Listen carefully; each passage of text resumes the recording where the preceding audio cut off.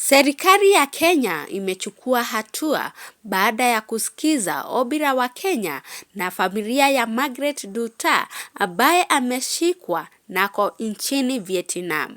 Margaret Duta aliye na umri wa miaka 37, familia yake yaomba ahukumiwe akiwa nchini Kenya. Margaret Duta alishikwa na dawa za kulevya aina ya cocaine kilo 2. Kulingana na katiba ya Vietnam, hukumu inakuanga kifo. Margaret Duta anatarajiwa kunyongwa tarehe 17 Jumatatu Machi.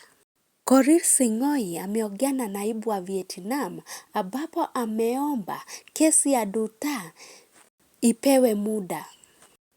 Kulingana na Korir Sing'oei amesema kesi ya Duta inakaa ngumu kiasi.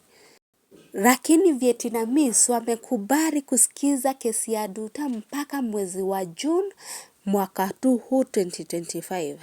Duta ameandikia mamake barua. Duta letter to her mom. Yes, at least najua the day and time to meet the creator. Yes, I know it is today. Wakenya wamekuwa wa true such that wametry all means but all in fail. Wengi wananicall criminal but I guess I'm just a victim. Nilikuwa na dream vile ninge make it. Ni come back home nikuweke good life. Mom, but they have terminated the dreams. I know this is the last thing nakuandikia, but the reply najua nitaiget nikiwa na my ancestors. Wacha niende, maybe I'll find justice when I meet my maker. Najua itakupain kuniruhusu, but you are the most strong woman I know. I know even though si rahisi utaweza kuhandle. My sibling washo nilienda kutafuta, but it will take time to meet them. Let me face the knife, but I know one day tutamit. Mungu sikiza kilio cha mamake Duta, at least Duta arudi akiwa uhai. Tutakushukuru. Ilikuwa mara ya kwanza ya Duta kwenda uraibuni. Hagefikiria agerudi akiwa maiti. Lakini juu Mungu ni wa huruma nyingi, Duta atarudi akiwa uhai. Wazazi wake watafurahi kama kitambo.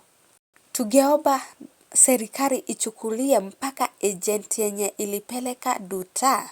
Maybe Duta hata hajui ni nini alikuwa amebeba.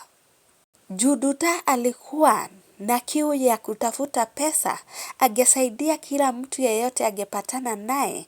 Ndio maana mtu mmoja anaitwa John alijitolea kupatia Duta mzigo na kujifanya ati bagi ya Duta ni dogo na akambadilishia na akamwekea madawa za kulevya.